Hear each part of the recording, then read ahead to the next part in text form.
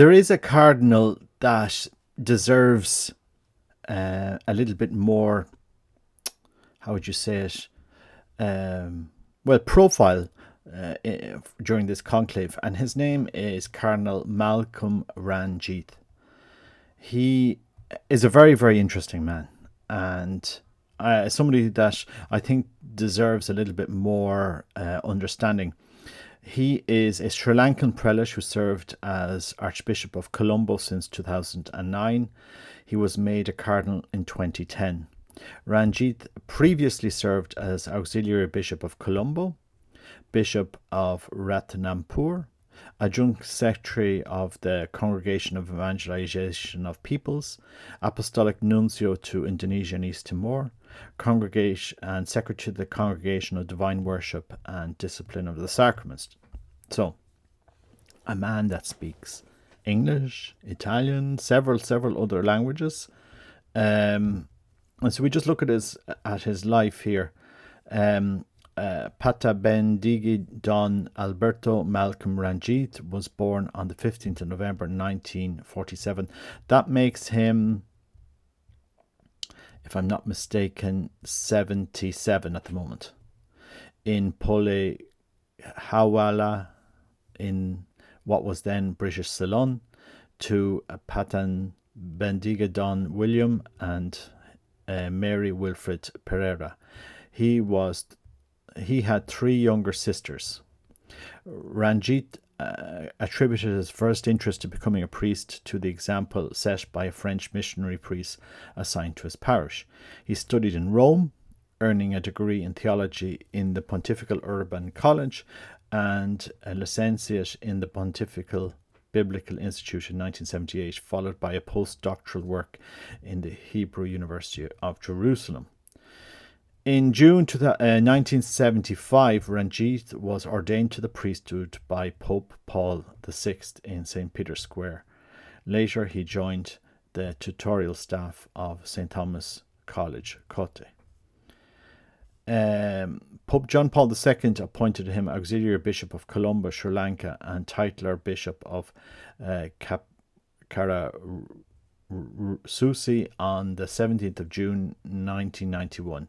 He received his episcopal consecration on the 31st of August 1991 by Nicholas Fernando, Archbishop of Colombo. In 1994, Ranjith led a commission that denounced the theological work of Sri Lankan theologian Tisa Balasuriya. He charged that Balasuriya had questioned original sin and the divinity of Christ, as well as supported women's ordination. Ranjith was supported in his position by Cardinal Ratzinger. He was responsible for coordinating the visit of Pope John Paul to Sri Lanka in 1995. In November 1995, John Paul II named him first bishop of the newly created Diocese of Ratnapura, Sri Lanka. His diplomatic and curial posts. On October 2001, John Paul assigned him a post of adjunct secretary to the Congregation for the Evangelization of Peoples. He was also named head of the Pontifical Mission Societies. He was appointed titular Archbishop of Umbriatico and Apostolic Nuncio to Indonesia and East Timor on the 29th of April 2004. His appointment was unusual in that, unlike almost all nuncios, he was not a graduate from the Pontifical Ecclesiastical Academy. Ranjith was the first Sri Lankan to be appointed an apostolic nuncio, which is important to understand.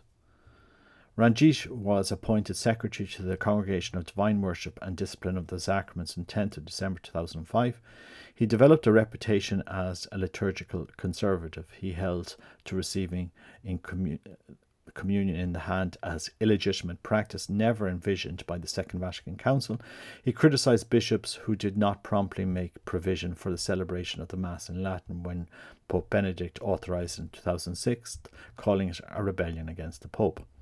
He once said, "I'm not a fan of the Lefebvrians, but what they sometimes say about the liturgy, they say for good reason." Ranjith is fluent in 10 languages: Italian, French, German, Hebrew, Greek, Spanish, Latin, English, Singhalu, and Tamil. That's impressive. That's like John Paul II level of languages. What could a pope do with those? Anyway, Archbishop of Colombo. In June 2009, Pope Benedict appointed him Metropolitan Archbishop of Colombo. Ranjith was among 26 Metropolitan Archbishops to receive the pallium from Pope Benedict on the feast of St. Peter's and Paul on 29th of June 2009. In October 2009, Ranjith issued liturgical guidelines in his diocese. They included a recommendation for all faithful, including religious, to receive communion reverently, kneeling and on the tongue, as well as laymen being forbidden from preaching. Oh, please, make him Pope. Cardinal. On the 20th of October 2010, Pope Benedict announced he would make Ranjith a cardinal at the consistory scheduled for the 20th of November 2010. He was given the rank of cardinal priest and assigned the titular church of St. Lorenzo in Lucina. Ranjith participated in the cardinal as a cardinal elector in 2013 conclave which elected Pope Francis. Ranjith is a member of the Congregation of Divine Worship and Discipline of the Sacraments and Congregation of the Evangelization of Peoples. He has been considered a papabile by observers, meaning he is thought to be a potential next pope. In July 2024, Ranjith voiced his opposition to the introduction of two bills aimed at supporting same-sex marriages in Sri Lanka. In October 2024, Ranjith banned his priests from allowing women to serve at the altar, stating that male altar servers are one of the main sources of vocations to the priesthood in Sri Lanka, and it will affect the number of candidates entering seminaries, the risk of which we cannot take. Talk about common sense. Common sense. Please give us a pope with common sense that brings back reverence to the sacred. So this is profile of Malcolm Ranjith. I could read you out the one on the Vatican website, but it's tiny. It really doesn't go through his legacy, and sometimes whoever maintained this Wikipedia entry, I suppose they kind of captured a lot of the elements here. But anyway, this is Cardinal Malcolm Ranjith, and if he steps out on the loggia next week, at least you know a little bit about this cardinal from the East. And who knows, we've had a Polish pope, we've had a German pope, we've had an Argentinian pope, maybe we'll have an Asian pope, and it mightn't be the pope we think like Tagle. It could be Ranjith. God bless you. Take care. Bye bye. Dear Reverend Fathers, dear Reverend Sisters, and my dear friends. St. Thomas Aquinas, a great blessing for the Church by the Lord, because whatever happened in his life is all due to the actions of the Lord himself. Because everyone who is chosen from his or her mother's womb and is planned by the Lord to achieve great things in him, achieves all of that only due to his own actions, not because of the person's greatness or his background or his culture or any other factor. It is purely the Lord who works the miracle of holiness in the life of a person.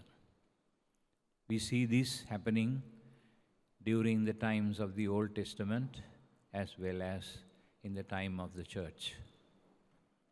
We see this happening in the august person of Moses, who was the first and the greatest prophet that Israel ever had. We see this happening in the lives of Samuel, in the lives of King David and King Solomon, in the life of the prophets, Isaiah, Jeremiah, right down to our own times, through the persons of Mary, Saint Joseph, the apostles, and all the martyrs and saints that adorned the history of the Church. Among these saints, we today celebrate the feast of St. Thomas Aquinas, a great intellectual, gifted with tremendous capacity to discern the will of God for humanity. He wrote many books. He studied as a Dominican under the tutelage of St. Albert the Great, one of the great teachers of the Dominican order, who was later the Archbishop of Regensburg. He studied how to synthesize the philosophy of Aristotle with the teachings of the Lord Jesus Christ. His treatise, Summa Theologica, is a masterpiece of the synthesis between philosophical knowledge and theology. He learned how to explain the word of the Lord, word of God, in very concrete human terms in the day-to-day issues that come up in life. His methodology of posing a question, going through scriptures and the traditions of the fathers, and finally drawing conclusions or corollaries is superior to any other system of intellectual research that was found in the Church. Thus, St. Thomas Aquinas became the great teacher of the Church. He was not only just a teacher, but he was a great lover of Jesus Christ, especially the Eucharist. Some of the beautiful Eucharistic hymns that have been composed by him are being used even today. So, dear brothers and sisters, we have to praise and thank God for what He has achieved in the life of this simple man. Plato, in his philosophical presentations, showed us that there cannot be any link between the world of God and the world that is phenomenal in this real situation of our life. He said there is no possibility for the two to interact. But Jesus Christ came on earth to show that it is possible for God to intervene in the life of human beings. And therefore his incarnation became the highest manifestation of God becoming a human being. St. Thomas Aquinas, following the philosophy of Aristotle in a more pragmatic and practical way, showed us how divine science can be reconciled with human philosophy and human achievements. Therefore, it is a beautiful life of a person who loved God deeply and who developed systems to understand human knowledge and human wisdom. The Holy Father, Pope Francis, if we compare Pope Francis with Pope Benedict, we have here two persons who reflect in a very comprehensive manner the theology of Plato and Aristotle, the idea of God in Plato and in Aristotle. Pope Benedict reflects a situation where he says that it is the Lord who will have to save us.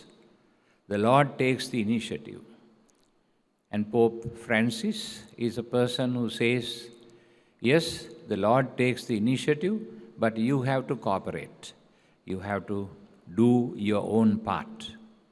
And that is why he is seeking today to bring the Church closer and closer to the realisms of human life. And he wants us as Christians to follow the principle of do and let it be done. So, my dear brothers and sisters, he has called upon all educational institutions, including university colleges, including schools, and all Catholic educational institutions, to seek to serve society without any discrimination, without any difference, calling upon them to serve all humanity, to be open to all members of religions, different philosophies. His Holiness shows us the way to be more incarnated into human reality, Pope Francis. In fact, one of his documents fascinated me is Fratelli Tutti, all are brothers and sisters in this planet. The Holy Father says, some people attempt to flee from reality, taking refuge in their own little world. Others react to it with destructive violence. Yet between selfish indifference and violent protest, there is always another possible option open, that of dialogue. Dialogue between generations, dialogue among our people, for we are that people. Readiness to give and receive, while remaining open to the truth. A country flourishes when constructive dialogue occurs between its many rich cultural components: popular culture, university culture, youth culture, artistic culture, technological culture, economic culture, and media culture. He says this in Fratelli Tutti number 199. Lack of dialogue means that in these individual sectors, people are not concerned for the common good, but for the benefits of power, or at least for ways to impose their own will on the others. Round tables taken thus become initiatives for negotiating sessions in which individuals attempt to seize even possible advantage rather than cooperating in the pursuit of the common good. The heroes of the future will be those who break with this unhealthy mindset and determine respectfully to promote truthfulness aside from personal interest. The Holy Father is asking us to leave behind whatever is our own in order to reach out to the others. If that kind of break cannot happen, that kind of openness that will heal society will never happen. God willing, such heroes, those who work to break ties with their unhealthy mindset, are quickly emerging even now in the midst of our society. All this calls for the ability to recognize other people's right to be themselves and to be different. We cannot have a monolithic society anywhere because we have such a variety of differences. Differences not only at the religious level, differences at the level of philosophy, differences at the level of politics, differences at the level of equality, differences at the level of education. All these differences have to be given up in order to create a unified world. The Holy Father's intent in writing this apostolic exhortation is to encourage human beings to go for a united one world project. So the Holy Father says, all this calls for the ability to recognize other people's right to be themselves and to be different. This recognition, as it becomes a culture, makes possible the creation of a social covenant. Without it, subtle ways can be found to make others insignificant and irrelevant, if no value to society, while rejecting certain visible forms of violence. Another, more insidious kind of violence can take root: the violence of those who despise people who are different. You can see that happening in our own culture, in our own country. People are so nervous today if we talk about reconciliation, if we talk about accountability, if we talk about transparency, people are so nervous today that they think that they can protect themselves inside parapet walls. The Holy Father says that we must never encourage parapet walls between us. We must break down all parapet walls. The Catholic educational system, whether it is in the school or in the university college, should open its doors to all kinds of people and teach them how to seek unity among each other and not to find only the differences. If a human being cannot tolerate differences in other people, then he is no more a human being. If he thinks that he can hide inside a shell and protect himself from the others, cut off from them totally, he loses his humanity. He saw her humanity. The Holy Father says, when one part of society exploits all that the world has to offer, acting as if the poor did not exist, then there will eventually be consequences. Sooner or later, ignoring the existence of and rights of others will erupt in some form of violence. We saw this happening in the 1960s, 70s, and more intensely in the 1980s and 90s, which cost us a whole lot of human lives in that senseless, meaningless war that our leaders led our country into. It is true that we are a country with a unique history, unique traditions and culture. But this is also enriched through the mixture with other cultures, other peoples who walked into this country in its history.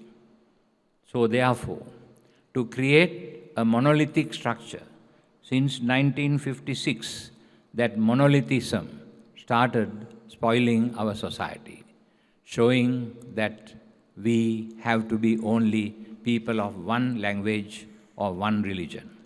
This cannot be tolerated. This will never bring human beings together.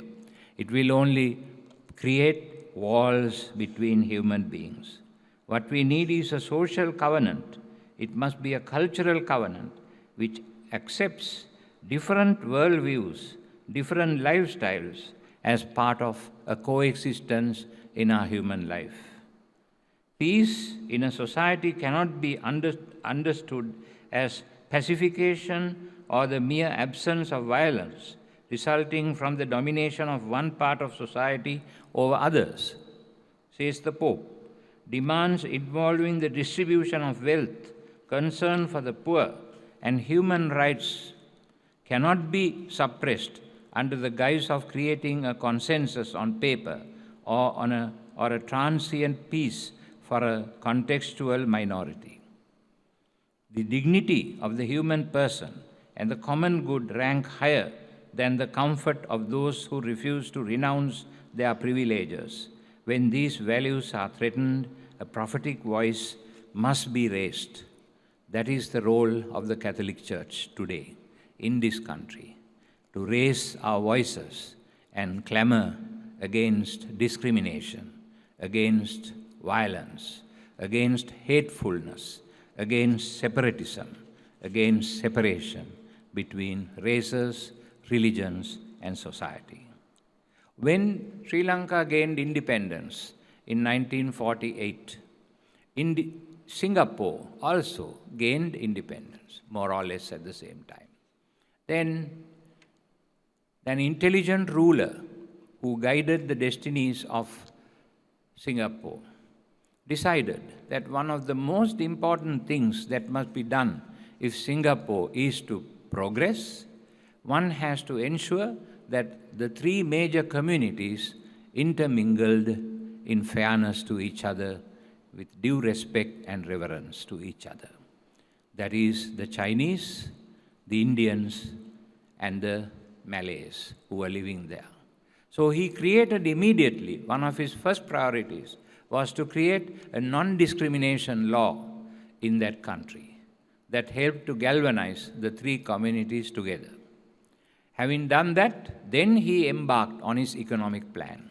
But what our leaders did by 1956 was to create division among us, division among the Sinhalese and the Tamils, and to create an unnecessary struggle that ended in battle and war on the field of war. And thousands of young lives were lost, whether those lives belong to the army, the navy and the air force, or the police, and whether they belong to the LTTE cadres. They are all young lives that would have helped this country to develop. Our leaders made the foolish mistake of separating and trying to get votes on the basis of communalism as their platform. Starting in 1956, this became more and more intense as time went by. By 1978, we had a constitution imposed on us by some people who did not promise that they were representing us to vote for such a constitution. And that constitution was approved, and that constitution became a monster, whereby gradually the rule of law was destroyed in this country. While in Singapore, every act of violence or every act against the rules was punished by the courts, which were supremely independent, in Sri Lanka, the government rulers started interfering with the judiciary with all kinds of laws and clauses and amendments to the Constitution. That continued, so that by now today, even the judgments of the Supreme Court are not regarded at all by our rulers in this country. So there is no rule of law in this country. Whereas in Singapore, if you break the law, you may be the Prime Minister, you may be the President. If your car goes at a certain speed and you are stopped, you have to pay the damages. You can't avoid it because you are a minister or you are a government person. Today, there are several people who are in jail for acts of dishonesty with regard to medical supplies. But the man who ordered those transactions is going about free because he is a minister. That's the way the country's laws have been applied after independence, unlike in Singapore.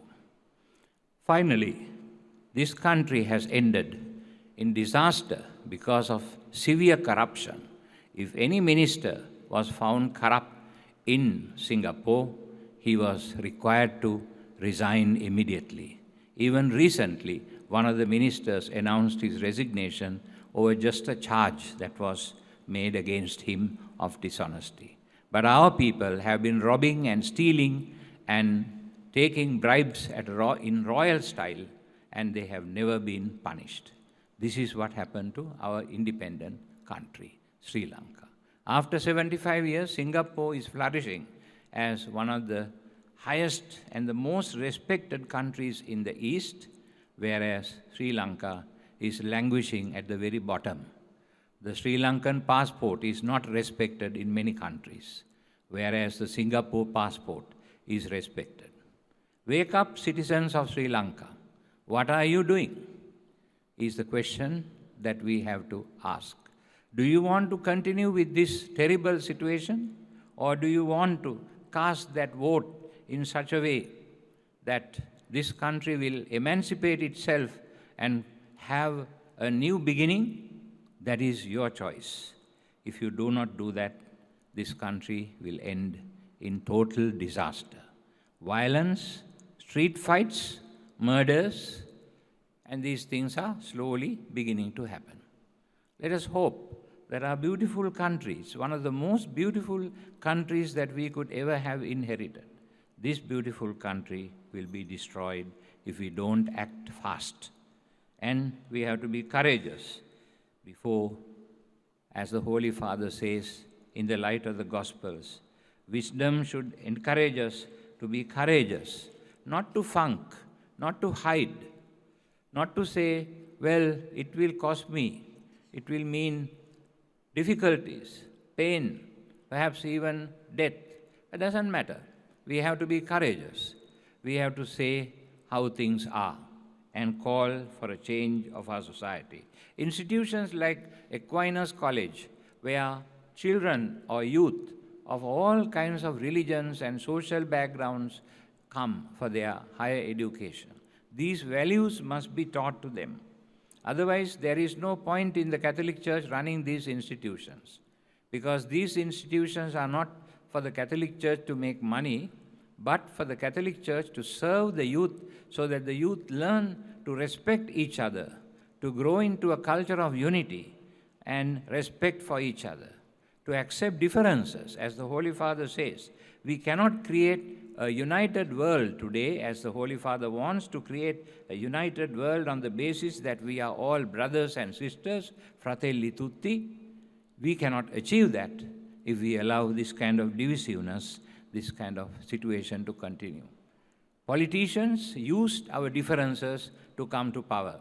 In all the elections that were conducted in the past 75 years, many a time our leaders harped on the differences between the Sinhalese and the Tamils and tried to bring the communal flag on top in order to get the votes. In one of the last elections, the communal flag was against the Muslims. The Muslims are a serious threat to our society. Therefore, let us cast our vote for a very truly nationalist Sinhalese leader. That was the platform. In order to make that platform solid, they killed 273 people in the Easter Sunday bomb attacks to show how brutal the Muslims can be. But we know that it is not only the Muslims who are responsible for those murders, but there were others also, highly placed officials of the government involved in this plot.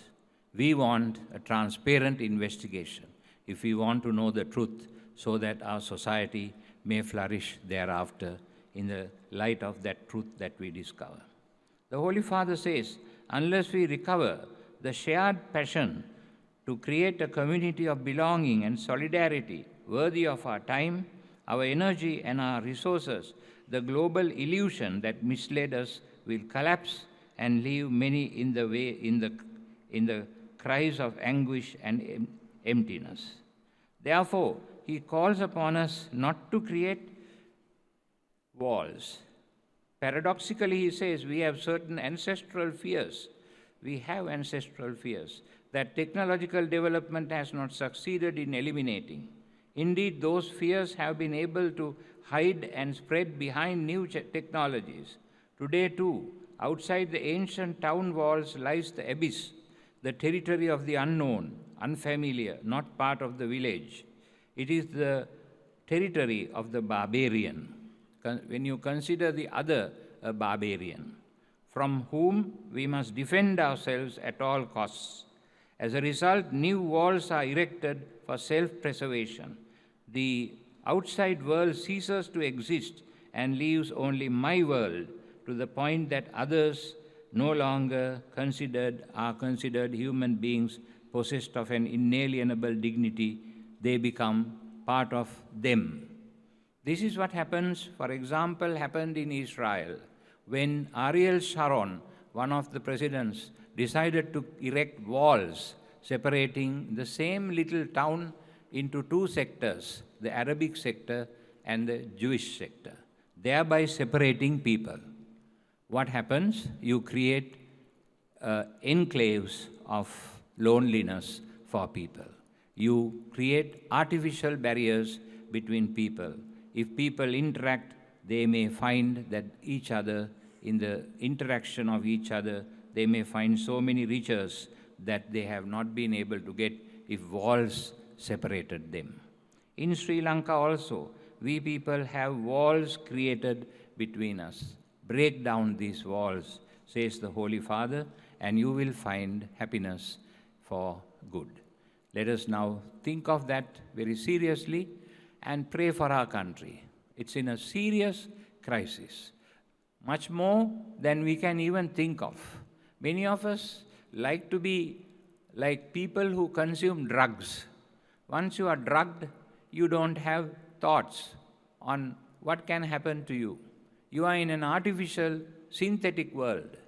That is why people who take drugs fly from buildings, thinking that they can fly. But we know the realistic world is different from what you create like that. When you are drugged by the rulers with grants and with help and with positions and with participation in your ceremonies and all that, then you feel drugged by them. If you want to create a new Sri Lanka, we must not go after these people. We must stand on our own feet as human beings and help to build a new Sri Lanka for tomorrow.